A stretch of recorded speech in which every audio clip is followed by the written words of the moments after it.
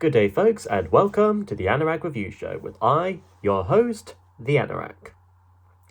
It's been a while since I even talked about the prog rock band Yes. And by a while, I mean a long time. In fact, I dedicated my 8th episode to the 1971 Yes album, the Yes album, all the way back in 2021, in my very early and amateurish days, when I was just still learning on how to be a good internet critic, as well as learn the basics of editing. And I also covered Close to the Edge and Going for the One, and those were mostly it. I wanted to cover other albums of theirs, such as 90125, Tales from Topographic Oceans, Fragile, and even their self-titled eponymous debut album, but all those can be for another time right now. Today, though, I want to look at a lesser-known album of theirs, one made during the heyday in their early to mid-70s era. Yet I don't think it is talked about that much, especially considering the history and background behind it. After their ambitious 1973 double album, Tales from Topographic Oceans, keyboardist Rick Wakeman left the band due to the stress brought on behind the making of that album, as well as some creative disagreements. So the remaining members of the time, vocalist John Anderson, guitarist Steve Howe, the late bassist Steve Squire, and the late drummer Alan White, began auditions for a potential replacement, one of which was the late great Vangelis himself, who would become well known after composing the iconic scores for films such as Chariots of Fire, Blade Runner, 1492 Conquest of Paradise, just to name a few. Soon, though, they picked Swiss musician Patrick Moraz, who prior to this was in a short-lived band called Refugee. Of course, this would be the only Yes album with him on board, as he would be let go before Wakeman's return for Going for the One, while Moraz would join the Moody Blues for a whole decade from 1981 to 1991. They also went back to the formula of Close to the Edge, having one long track take up the entirety of the first half, and having two somewhat shorter tracks comprise the second half. At first you might think that wouldn't exactly be viable for even one single, and it may seem that way at first, but I'll get into that in a bit. But for right now, let's jump into Yes's 1974 album, Relayer. Like most of Yes's albums, studio, live, or compilation, the cover art here was done by Roger Dean. Every piece of artwork he does, for any band really, are epic, fantastic, and beautiful, and this is certainly no exception. In fact, according to a few interviews, he even considers this one of his favourite artworks and albums to work on, if not his absolute favourite. And honestly, I can understand why though. These large and fantastical rock formations definitely give off this otherworldly vibe that only Roger could pull off. And while on the front we could see what he described as military monks in the further back, on the other side of this gatefold we see a giant snake or two in clear view in the foreground. Maybe they're going to sing Trust in Me with the voice of Winnie the Pooh. On the front, within this gatefold, one could see a little poem credited to a Donald Leckmund, or Leckum. Forgive me for my poor English. If anyone knows how to pronounce that kind of surname, feel free to comment down below. But yeah, unlike Close to the Edge, we don't get much of a grand sweeping landscape in the interiors, like with Close to the Edge. But instead, we do have it on the front, so it kind of makes up for it. But anyways, let's actually look into the music, shall we? Comprising the whole of side 1 is The Gates of Delirium, pretty much sharing a similar scale to that of the title track of Close to the Edge, albeit more free-form and without as much sections or movements clearly, and a tad longer, like 2 minutes longer at the least. A major inspiration for the piece came from Anderson's reading of the 1869 novel War and Peace by acclaimed Russian author Leo Tolstoy, which entailed the French invasion of Russia during Napoleon Bonaparte's reign. In fact, Anderson originally wanted to make an entire album based on the book and its story, but soon settled for having half the album based on the book's general themes of war and conflict on a somewhat loose level. The name itself, Gates of Delirium, was influenced by the 1973 graphic novel Delirious by French comic artist Philippe Droulier. The word itself, delirium, could also refer to a mental state in which one feels immense confusion and impairment, as well as a decreased awareness of one's surroundings.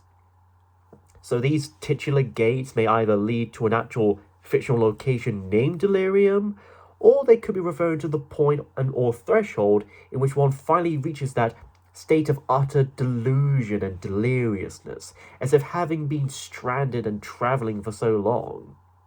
Like one would probably go through if travelling across a vast desert or somewhat. So knowing all that, one could interpret the lyrics as marching into battle, fighting for freedom, and killing or be killed, all as someone's hallucinations of a war as much as was indeed an actual experience in war. It reminds me very much of the titular instrumental suite from Pink Floyd's A Saucer Full of Secrets, an album which I also may have talked about a while back. In that piece, we have the music interpreted as the build-up to a battle, the battle itself, and the aftermaths of said battle. The Gates of Delirium does something similar to that, at twice the length of A Saucer Full of Secrets, and more as smaller sections, both vocal and instrumental, stitch together more closely together.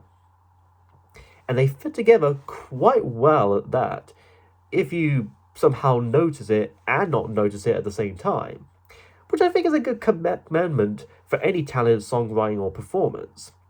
Mraz may be no Wakeman or some of his iconic solos, but he too can play the mellotrons and Hammond organs quite well too in here. Like any good sidelong suite, the bits of vocals sprinkled carefully all throughout this so that we'd have some extended instrumental sections dominate a good chunk of it, and some of that organized chaotic music all certainly capture the intensity of a close quarters battle of armies, like an action fantasy soundtrack, on par with the likes of Tarkus by ELP or Apocalypse in 9/8 from Supper's Ready by Genesis. Some of the opposing percussion were actually done via old used car parts that Anderson and White collected, stacked together, and just played around with them, banging on them as they would record the sounds they made. Then at some point, during the midpoint I believe, we could hear a kind of clanging crash of metallic rumble. That was White just pushing over that big stack, and they just managed to record all the messy sounds that just resulted from that. I guess you have done all that you could with it. The only thing left to do is to just tip it over and down to the ground and just use whatever sounds it would make. Probably would have disturbed anyone else who maybe were working at the recording studio at the time. And then, by the 15-minute mark, the music calms down for a bit. The battle had done and all had been cleared, even if we don't really see or figure out any actual victors or losers, if even any at all. Then we get to the final section of the song, which is often referred to as Sue, mainly since that's the first word in most of the stanzas that Anderson sings in this bit, and that it was pretty much the title stuck for it when this section was released as the only single for the album. It's a very soothing and spacey part, especially when compared to the rest of the music here. Howe masters the pedal guitar to a key, and Anderson's voice is just much more sincere here, going on about how we pass within this endless night, or all we move to gain will reach and calm, the sun will lead us, our reason to be here, so on and so forth. As if the survivors of war have finally come together to mourn the dead and carry on to create a more peaceful age. It's love, openness, and reasoning that manage to win out and triumph over hate, closeness, and irrationality. Often the motivating factors of any war in general. The Gates of Delirium is very much an anti-war song, and a very good and underrated one of that. The next song, Sound Chaser, takes up the first half of side 2. It's much more quicker in pace, more chaotic in its beat and rhythm, and shows more of the jazz and funk influences that Mraz brings to the table. And it fits since progressive rock does take from classical jazz of the early to mid 20th century. So basically, sort of a funky fusion of rock and jazz. White also brings his prowess when it comes to the drum breaks he pulls off, especially during the first few minutes. Almost as if we're chasing the sounds themselves. Or maybe the sounds are chasing us. Think about it.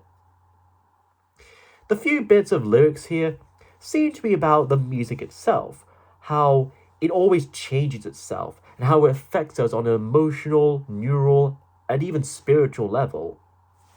Faster movements spread tales of change within the sound, counting form through rhythm, electric freedom. Although that could just be TikTok influences. Moves to counterbalance, stars expound our conscious, all to know and to see the look in your eyes. This is a weird early precursor to both Stars in Your Eyes by Just Jack and Starry Eyed by Ellie Goulding. Passing time or reaches nature relays to set the scene, new encounters spark a new fruition. Oh yes. My plans to dominate the world with moss overgrowth is already coming to fruition. Guiding lines, we touch them, our bodies balance out the waves, as we accelerate our days to the look in your eyes. Though, can we slow down and decelerate our days a bit, please? Because judging from the rapid aging, I don't think we'll be able to be around much longer. The music continues that groovish energy with Squire's bass and especially Howell's guitars, when everything else mostly calms down and backs out for a bit, letting said guitars take the full center and spotlight for a while. Then halfway through, they too calm down for a bit, offering a breather to its listeners before John Anderson shifts from his high harmonics to a low and soothing aria. Again, very much like the ending to Gates of Delirium.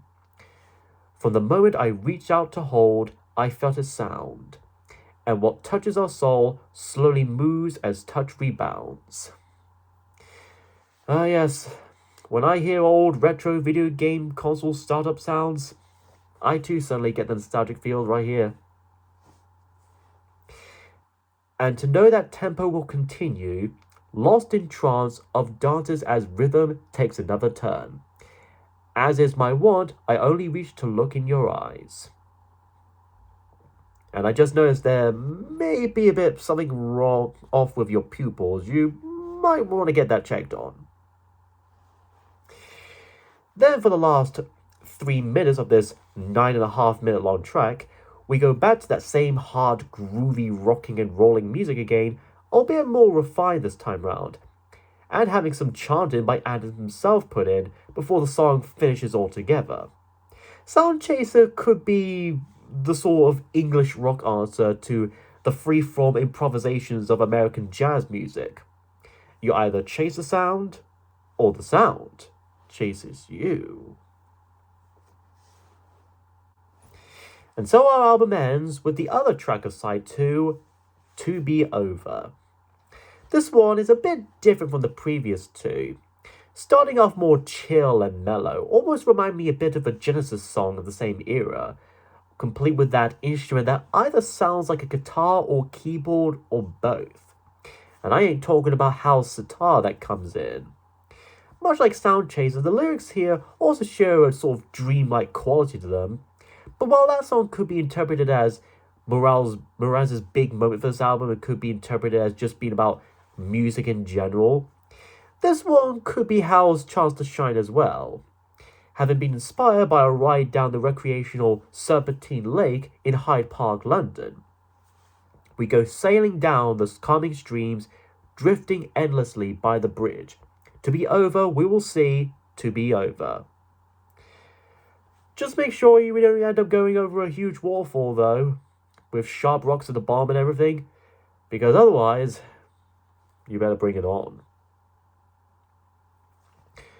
Do not suffer through the game of chance that plays, always doors to lock away your dreams.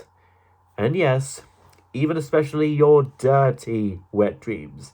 And to that I say, ew.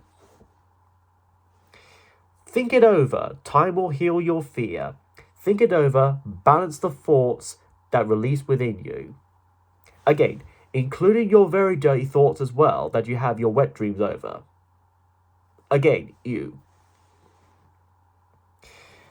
Then after the 3-minute mark, the music soon picks up proper, especially Hal's distinct guitar soloing, and we even hear a brief return of that excellent mellotron by Mraz. It probably shouldn't even be a surprise to me that Hal still remains a prominent member to Yes, currently to this very day by the time we're recording this. 5.5 minutes in, Anderson returns to sing again.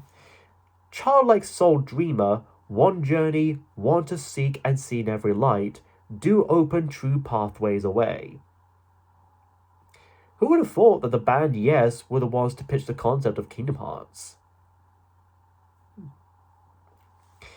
Carrying closely, go gently, holding doors will open every way, you wander true pathways away. And that's why chivalry is so important, and we should never forget about that. And so, as the song generally closes out with a bookending of that electric guitar and sitar playing together again, we also get one last statement which I think sums up not only the theme of this song, but possibly concludes the general ideas given off from the prior two songs. After all, your soul will still surrender. After all, don't doubt your part. Be ready to be loved. And if you ain't still loved yet at this point, well, you better prepare for a lifetime of virginity. And so that was Relaya by Yes, and this album is mostly underrated.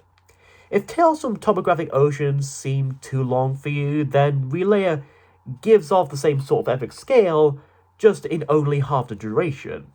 It's very much close to the Edge 2.0, with Gates of Delirium pretty much being the main presentation, while Sound Chaser and To Be Over act as the supplementary features. But with that said, they aren't all half bad either. The lyrics are simple and poetic, and the overall music is grand and groovy, no doubt thanks to Patrick Moraz's contributions to the overall record. And I guess the Americans thought similarly in Creed as well, since this album was sold for over 500,000 copies, guaranteeing a gold certification. It reached number 5 in the US Billboard 200 and reached number 4 in the UK albums chart. So if you're into classic prog rock music of the 70s, or if you want to get into the best albums by Yes, I do certainly recommend this record. It's no close to the Edge, but it is close to the heart. Next time we close out this year and begin the next year with a look at some songs by some certain groups that may be connected to a particular duo of musically gifted French robots.